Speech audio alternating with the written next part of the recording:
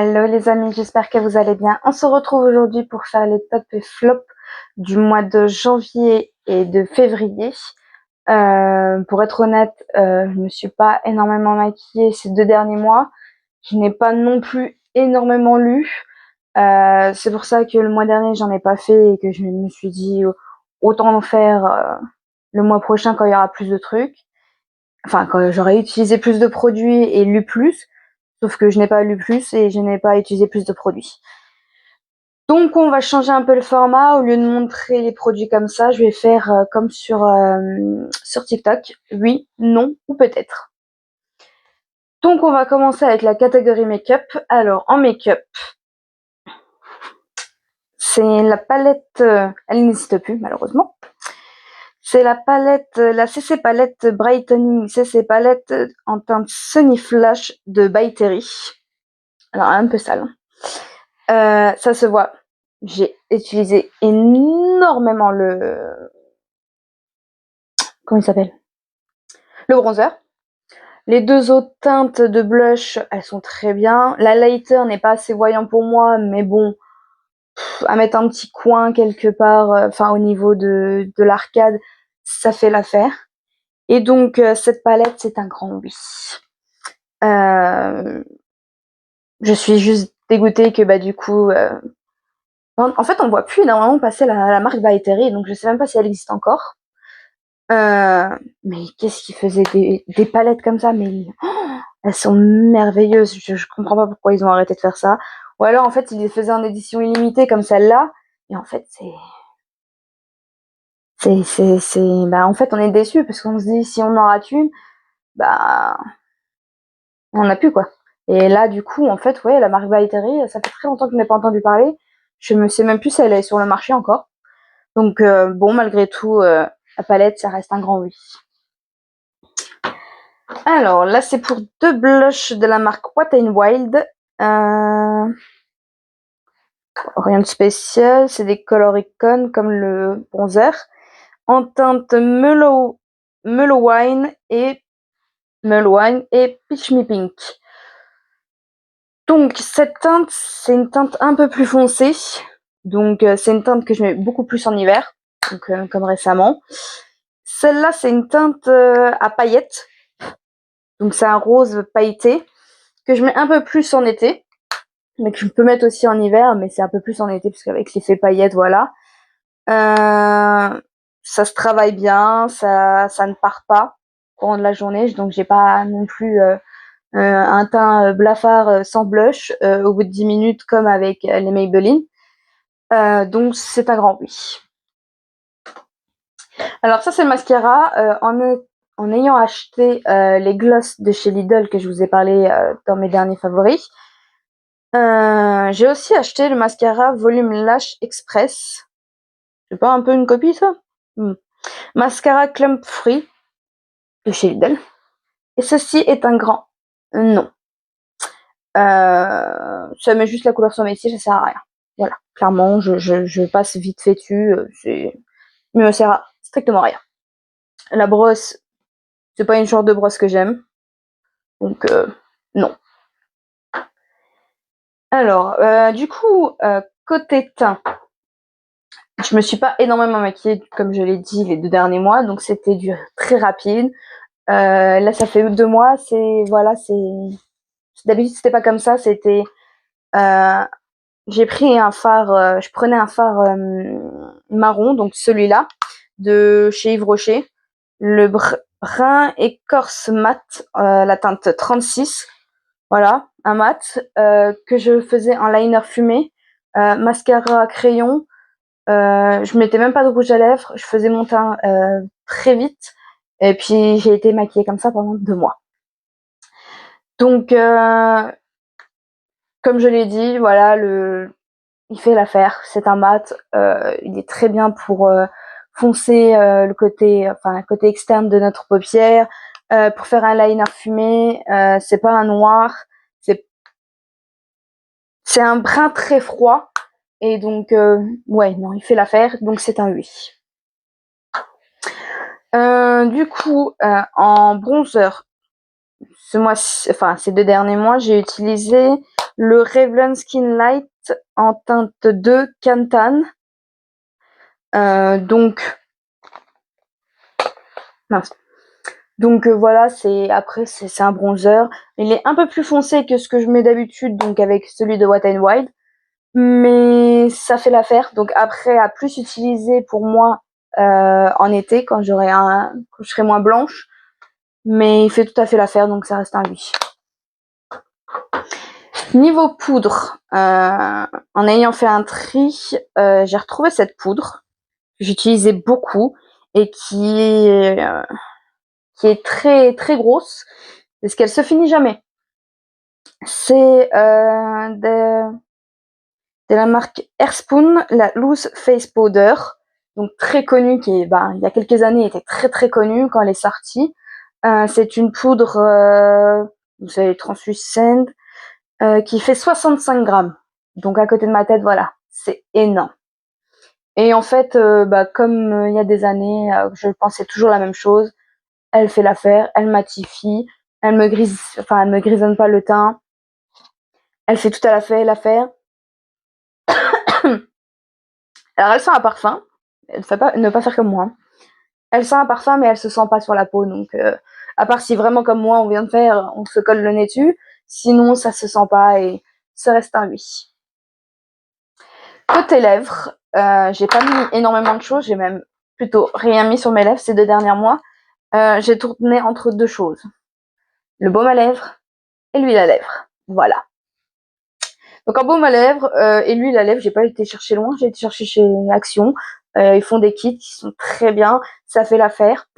Ça reste un baume à lèvres et une huile à lèvres. Je vois pas pourquoi je mettrais 30 € dedans alors que c'est juste pour m'hydrater les lèvres. Voilà. Donc le baume à lèvres, c'est la senteur melon celle-là. C'est de la collection Disney. Donc là c'est celle de Peter Pan en melon. Voilà, ça hydrate, rien à dire de plus. Et ça, c'est les lip oil aussi de chez Action, la marque Bon Joli. Et celui-là, c'est au citron.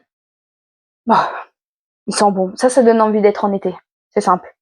Donc c'est pour ça que celui-là, il n'est pas utilisé. Et que celui que j'ai utilisé, que j'ai terminé, il est au melon aussi. Non, pas au melon, il est à la noix de coco. Excusez-moi. Donc, toutes les senteurs, ça donne envie d'être en été, etc. C'est pour ça que celui-là, je me la laisse pour plus tard et que j'ai préféré utiliser le noix de coco. C'est une huile, voilà, ça reste pas indéfiniment, mais ça fait l'affaire, ça hydrate. Alors, concernant soins, j'ai terminé de la marque Aven, le Cleanance l'Aquagel matifiant. Voilà, il est terminé. Alors, j'avais acheté en même temps, ça m'a fait quoi? Ça m'a fait 2 mois. J'avais acheté en même temps le savon solide pour se nettoyer le visage avec, que j'ai terminé aussi. Alors, j'avais pris ça pour mes problèmes de brillance, etc. Comment dire, ça n'a pas fait grand-chose. J'ai pas vu une grande différence au niveau de mon teint, au niveau de la matité en tout cas. Donc pour moi, ça reste un peut-être. Ça a une bonne odeur, ça a une bonne texture, mais niveau du soin que je lui demandais de faire, donc matifiant principalement, je n'ai vu aucune différence. Donc même au niveau du savon, au niveau de mes pores, etc., je n'ai vu aucune différence. Donc pour moi, les 2 produits restent des peut-être. Niveau catégorie, pour les livres. Alors, ces 2 derniers mois, j'ai lu 3, 4, 5, 6, 8 livres. Ce qui peut être beaucoup pour certains et pas beaucoup pour d'autres. Pour moi, 8 livres en 2 mois, c'est pas beaucoup. Alors, je vais commencer par le premier livre que j'ai lu au mois de janvier. C'est Mask and Mine de Marie R.N.D. Alors, c'est un oui. Ce livre, c'est simple. Il sort au mois de mars. Le 2e tome sort au mois de mars. Le 18, si je ne me trompe pas, c'est sûr que je vais l'acheter. C'est ça, c'était mou au début. Au début, j'étais là, je me disais, mais c'est vachement mou. C'est quand parce qu'ils promettent. Du coup, c'est une femme qui fait partie en tout cas, sa famille fait partie des réseaux de drogue. Donc, du coup, en fait, elle en est chef depuis la disparition de son père. Et en fait, c'est une femme qui veut du coup retrouver son père et le tuer parce que en étant jeune, elle a assisté au meurtre de sa mère de la main de son père.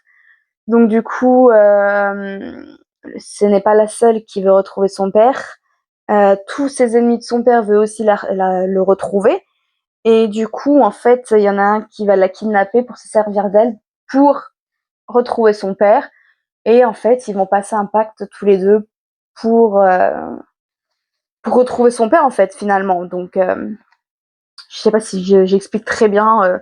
C'est compliqué pour moi d'expliquer très bien sans spoiler. Euh, donc ouais, pour moi c'est un grand oui. Celui-là oui. Ensuite j'avais continué avec Tragic and Darker de Avenging. Alors celui-là, le premier coup de cœur de l'année. Donc celui-là c'est un énorme 1000 fois oui. Si vous adorez la série You, c'est simple, c'est ce livre. C'est la même chose. Un jeune homme, dit-on, on va dire un jeune homme qui tombe amoureux d'une femme de 20 ans plus qu'elle, suite à un événement, je vais pas raconter. Ils se sont rencontrés, oh mon dieu, c'est dur sans spoiler. Il va se passer quelque chose entre eux et en fait, elle va partir pour être professeure dans la même école que lui. Et en fait, elle va devenir son obsession. Et en fait, c'est comme si vous connaissez la série You, il va y avoir des meurtres. Franchement, c'est le plus gros coup de cœur que j'ai eu depuis très longtemps. C'est depuis la Keystone de façon simple. Depuis la Keystone, c'est le premier coup de cœur que j'ai autant de la Keystone. C'est simple. Voilà. Donc, si je dois recommander un livre à tout prix, c'est celui-ci. J'ai été choquée, en fait, je m'attendais pas à tout ce qui se passait dedans, donc du coup, en fait, je suis restée. Mais des fois, j'étais comme ça. Je me disais, mais comment c'est possible, en fait? Et donc, ouais, c'est un très, très, très gros coup de cœur. Je le recommande à tout le monde. Ensuite, celui-là, je l'ai DNF. Pourtant, il est magnifique. C'est un livre magnifique. C'est L'Antre des Vipères de K.A. Knight. Il est magnifique. Ce qu'il promettait, ça me donnait totalement envie. C'est un harem inversé, une femme badass qui se laisse pas marcher sur les pieds, des multimillionnaires qui du coup sont aussi des tueurs. Non, ils sont pas multimillionnaires. Enfin, si, ils sont riches, mais c'est un gang, disons. Je l'habille, mais c'est un gang du coup de frères. Donc c'était prometteur. Trop de smut. En fait, ça a fait totalement éclipser l'histoire en question. Trop de smut. Ça a été trop. Et je me suis arrêtée à un peu plus de la moitié. Ouais, j'ai lu 373 pages sur 600 quelque chose, je crois. Donc ouais, je me suis arrêtée à un peu plus de la moitié. Ça m'a saoulée. Donc pour moi, je l'ai totalement DNF. Pourtant, il est beau, hein, pour ça qu'il restera dans ma bibliothèque parce qu'il est magnifique. Mais je sais pas si un jour je le finirai ou pas. Pour l'instant, non, ça me donne pas envie, donc ça reste un non. Non. Donc ensuite, j'ai enchaîné avec Foutu mauvais numéro de C.R. Jane. Alors, après avoir lu L'Antre des Vipères et être complètement, comment dire, abattue, dit-on, je voulais plus lire, je m'étais mise dans des séries à la télé parce que ça m'avait dégoûté de la lecture, clairement, parce qu'en fait, j'attendais énormément de ce livre et finalement, en fait, ça a été une déception. Et donc, je me suis remis avec ça. Ceci a fait 24 heures. Ce livre, ça change de la dark romance parce que pour moi, c'est pas considéré comme une dark romance, ça. absolument pas.